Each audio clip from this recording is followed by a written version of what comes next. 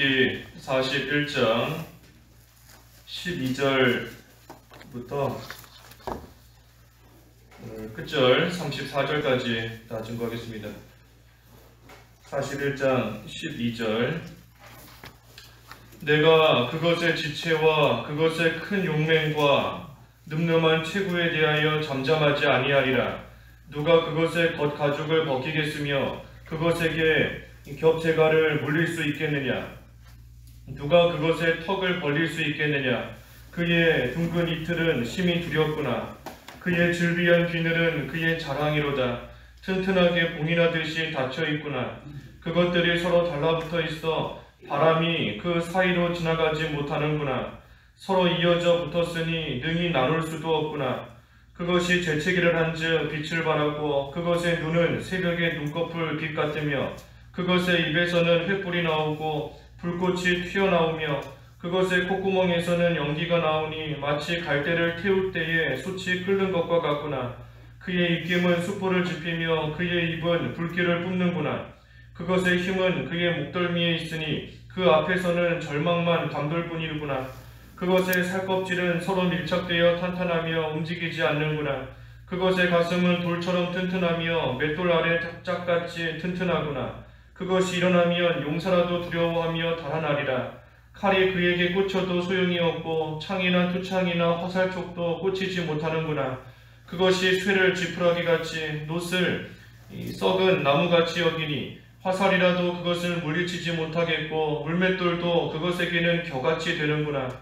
그것은 몽둥이도 지풍이같이 여기고 창이 날아오는 소리를 우습게 여기며 그것의 아래쪽에는 날카로운 토기 조각 같은 것이 달려있고 그것이 지나갈 때에는 진흙 바닥에 도리깨로 친 자국을 남기는구나. 깊은 물을 솥에 물이 끓음 같게 하며 바다를 기름병같이 다루는도다. 그것의 뒤에서 빛나는 물줄기가 나오니 그의 깊은 바다를 백발로 만드는구나. 세상에는 그것과 비할 것이 없으니 그것은 두려움이 없는 것으로 지음받았구나. 그것은 모든 높은 자를 내려다보며 모든 교만한 자들에게 군림하는 왕이니라. 제목은 사람의 한계와 하나님의 주권. 사람의 한계와 하나님의 주권 제목입니다.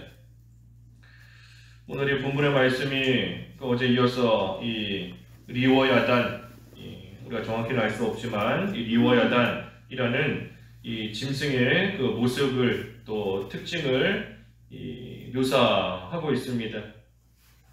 여기 12절에서 14절까지 보면 이 짐승이 참 강하고 이 사나운 그러한 이 짐승이기 때문에 이 사람이 가죽을 벗기거나 또 뭐 재갈을 물리거나 또 턱을 그 입을 이렇게 벌릴 수 없다 그랬습니다. 벌릴 수 없다.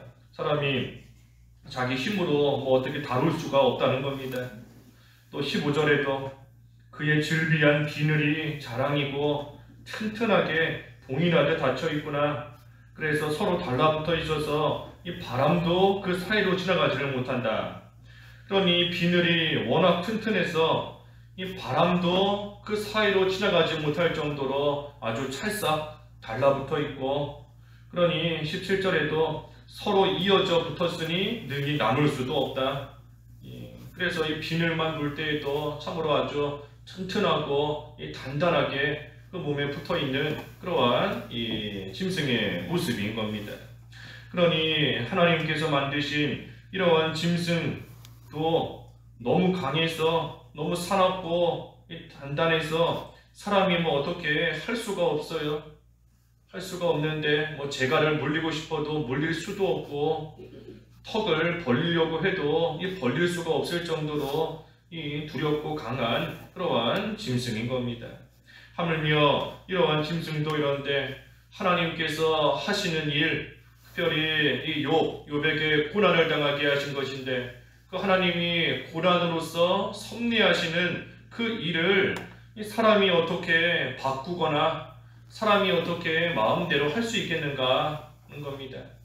이러한 짐승조차 할 수 없는 사람이 어찌 하나님께서 이뤄가시는 일, 하나님께서 고난을 통하여 이루어가시는 일을 이 사람이 마음대로 조절하고 사람이 바꾸고 사람의 뜻대로 해나갈 수 있는 것이 아니라는 겁니다.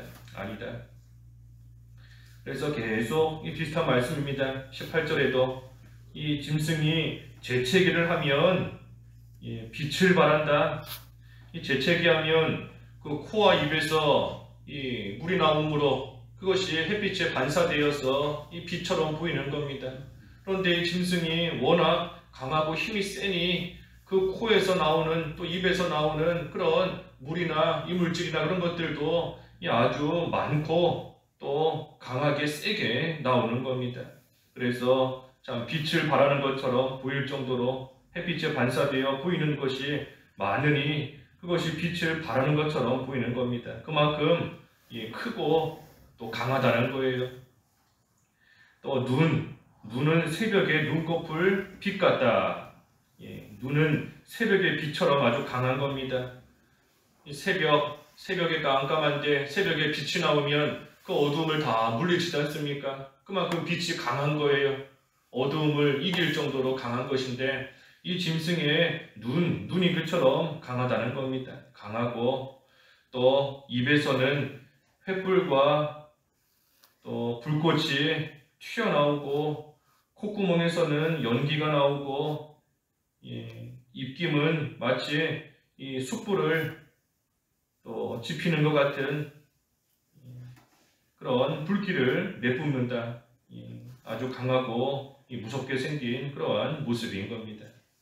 그래서 이러한 짐승의 이 강한 것도 이러한 위험 있는 모습도 이 사람이 감당할 수 없으면서 자기의 육체와 자기의 힘을 의지하고 나가서는 안 됩니다.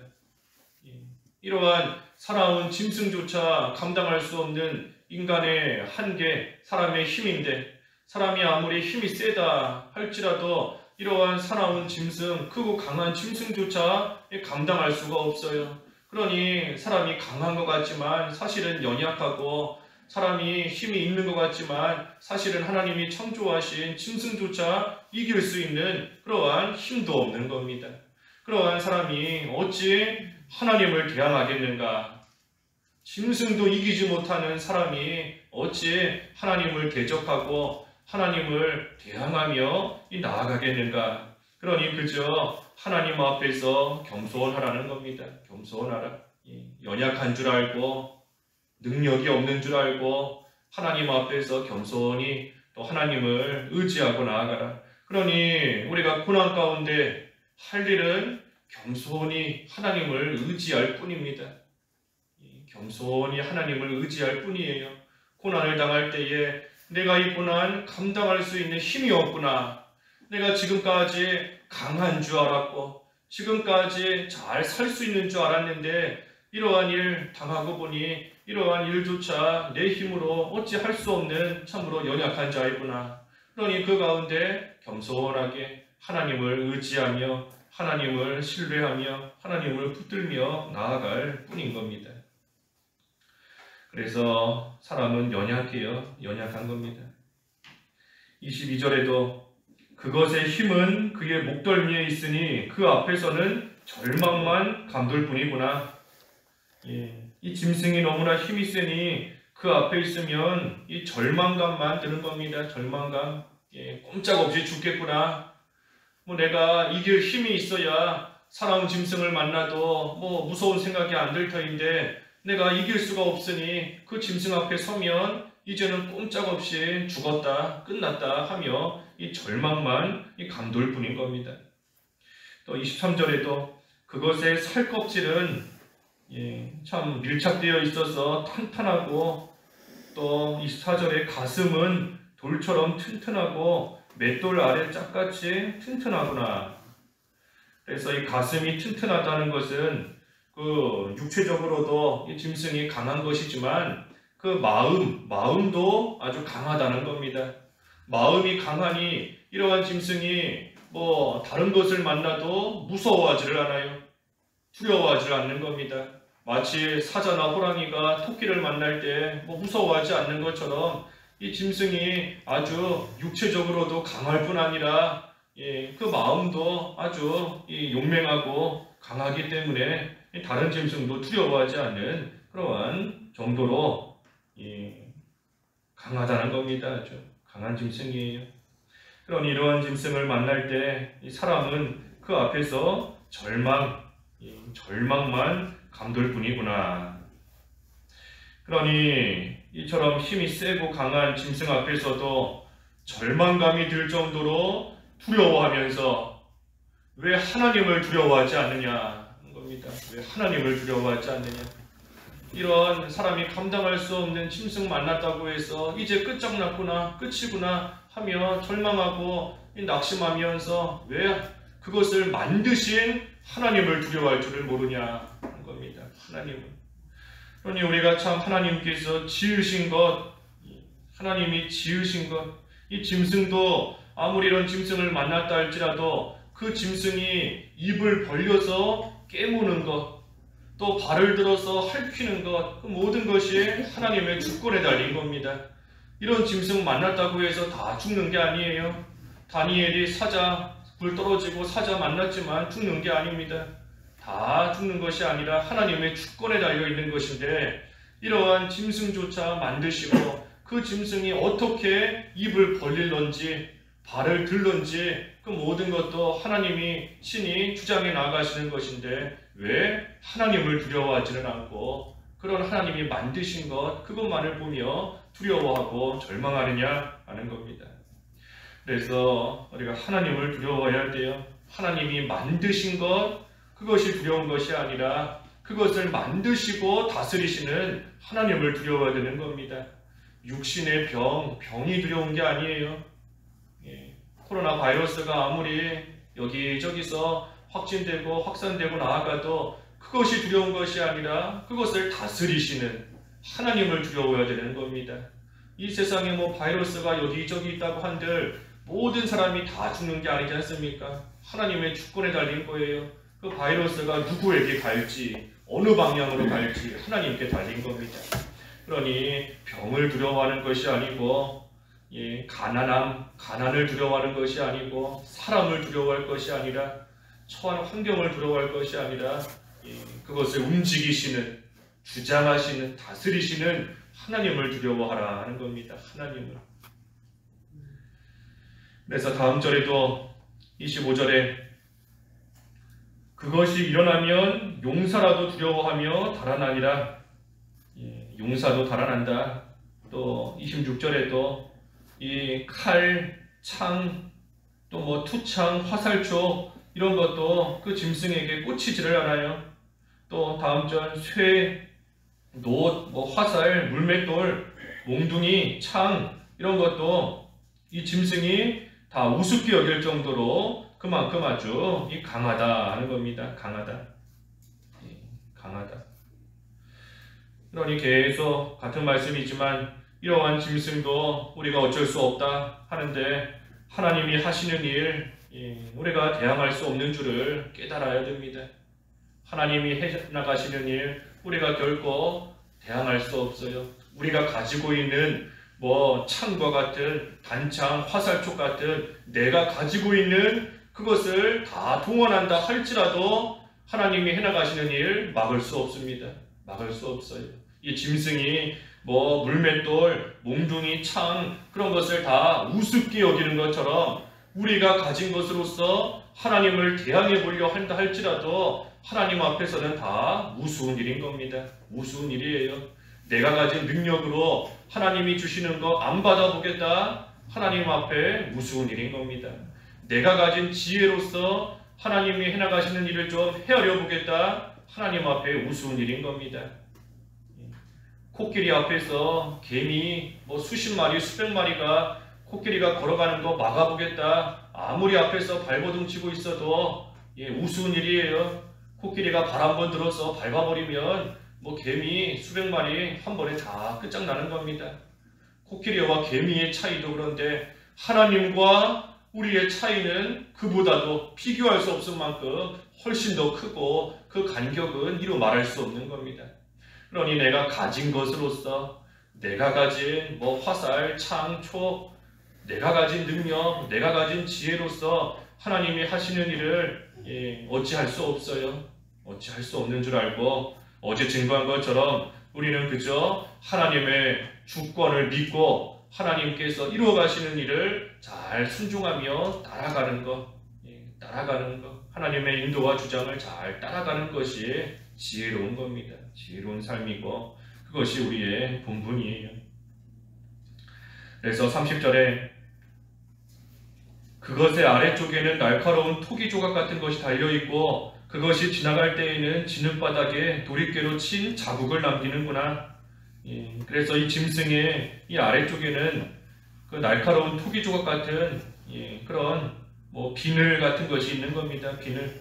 그래서 이 지나가면 자국이 남아요. 자국.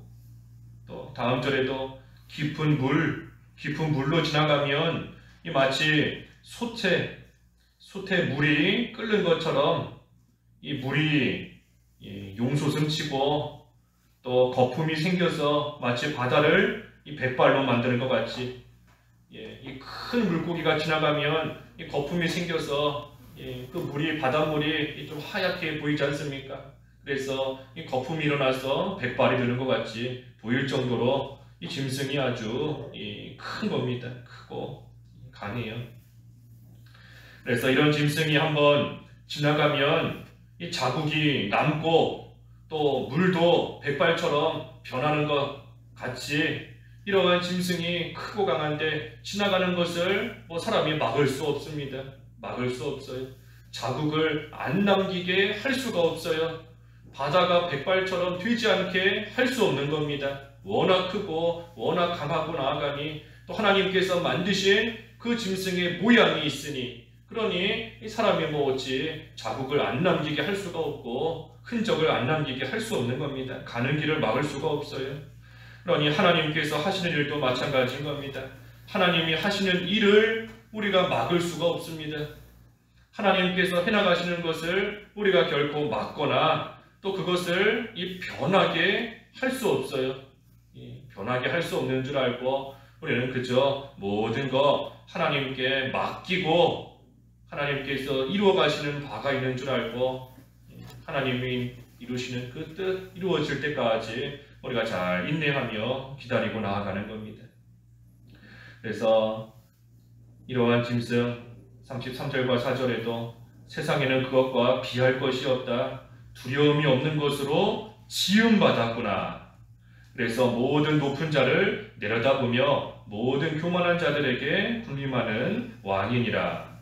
그래서 하나님께서 이 짐승을 이렇게 지으신 겁니다. 이렇게 지으신 거예요. 그래서 이 짐승의 모습을 우리가 이렇게 생각해 볼 때에 하나님께서 주시는 몇 가지 교훈이 있습니다. 몇 가지 교훈이 있어요. 먼저는 이 사람의 한계를 알게 하시는 겁니다. 우리의 한계를 알게 하세요. 우리의 한계를.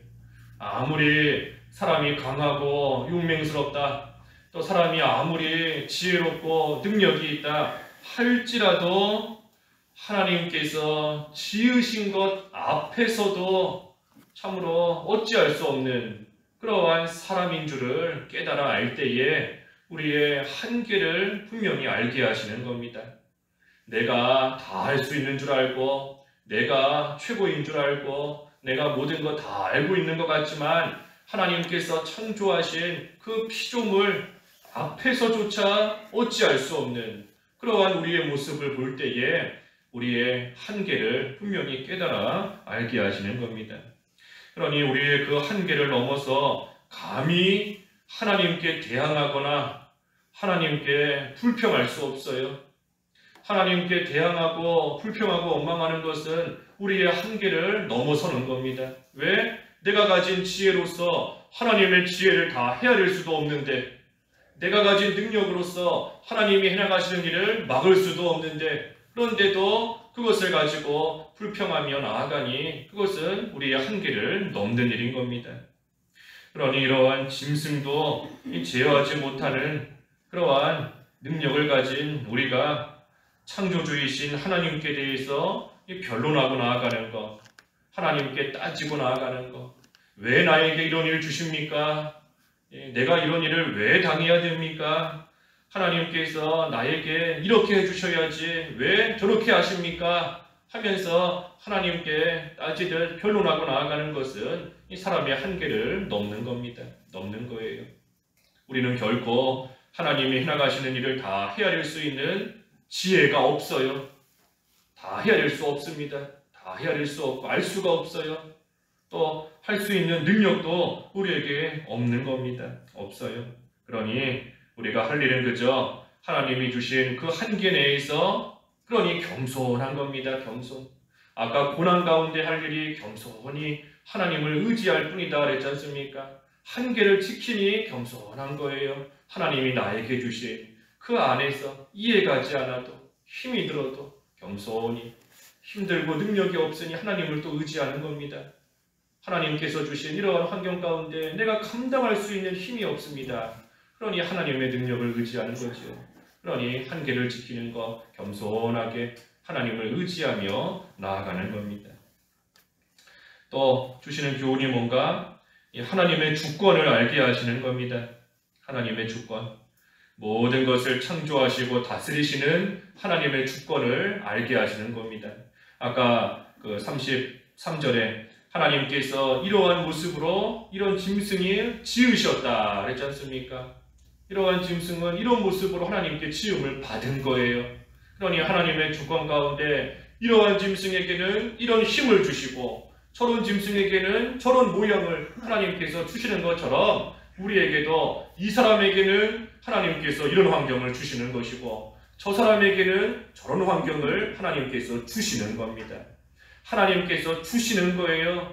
그러니 우리가 나에게 닥치는 일들이 우연히 이루어진 줄 알면 우리가 참 두려움 가운데 살 수밖에 없습니다.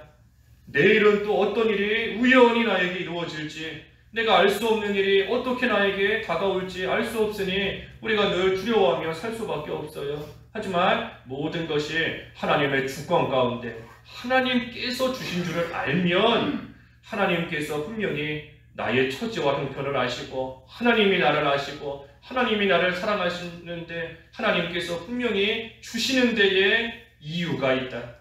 내가 한계가 있어서 그 이유를 다 지금은 헤아리지를 못하고 있을 뿐이지 분명히 하나님께서 주시는 데에는 하나님의 선한 뜻이 있다 하는 것을 확신할 수 있기 때문에 그 안에서 평강을 잃지 않고 살아갈 수 있는 겁니다. 그래서 하나님의 주권을 알게 하시는 거예요. 모든 거 하나님께서 이 모양 저 모양으로 각자에게 주시는 것이다. 그리고 마지막 교훈은 그렇기 때문에 하나님께 순종하게 하나님께 순종해야 됨을 알게 하시는 겁니다. 하나님께 순종해야 됨을. 나의 한계를 알고 하나님의 주권을 알게 하신다. 나를 알고 하나님을 알게 하시는 거예요. 나를 알고 하나님을 알게 하시니 우리가 할 일은 겸손히 하나님께 순종하는 겁니다. 순종. 그래서 고난을 통해 순종을 배워 온전케 하나님께서 만들어 가시는 그러한 역사가 있는 겁니다. 그래서 이 41장까지의 말씀이 하나님께서 욥에게 직접 하시는 말씀인 것인데 욥이 참으로 내가 이런 고난을 왜 당해야 되는지 알 수가 없다. 하나님의 뜻을 모르겠다 하며 나아가며 또 그 마음속에 은연중에 참 불평하는 그러한 생각도 또 들었던 부분이 있지만 그러한 욥에게 하나님께서 분명히 너의 한계를 지켜라. 너가 이해하지 못해도 내가 선한 뜻 가운데 너에게 이런 고난을 준 것이니 너의 한계를 지키며 겸손히 하나님께 순종하고 나아가라 하는 것을 깨닫게 하시는 겁니다. 기도하겠습니다. 하나님 아버지, 저희들 참 하나님이 주신 한계를 바로 알게 하시고 또 하나님의 주권을 깨달아 알게 하시고 하나님 앞에서 겸손히 순종하며 하나님을 의지하며 하나님이 이루어 가시는 바 뜻대로 잘 따라갈 수 있는 삶을 살 수 있게 하여 주시옵소서. 예수님의 이름으로 기도하옵나이다. 아멘.